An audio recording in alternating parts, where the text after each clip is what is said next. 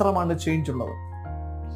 നിങ്ങൾ ഒരിക്കലും തന്നെ ചെറിയ സ്വപ്നത്തിലേക്ക് പ്ലാൻ ചെയ്ത് വലിയ സ്വപ്നം കാണുക. നിങ്ങൾക്കൊരു പുരുഷായുസിൽ, ഒരു മനുഷ്യന്റെ ആയുസിൽ നിങ്ങൾക്ക് എത്തിച്ചേരാൻ പറ്റുന്ന ഏറ്റവും വലിയ വിജയമെന്ന് നിങ്ങൾ വിശ്വസിക്കുന്നത് എന്താണോ അതിനേക്കാളും 10 ഇരട്ടി വലിയ സ്വപ്നം കണ്ടുകൊണ്ട് തന്നെ തുടങ്ങുക.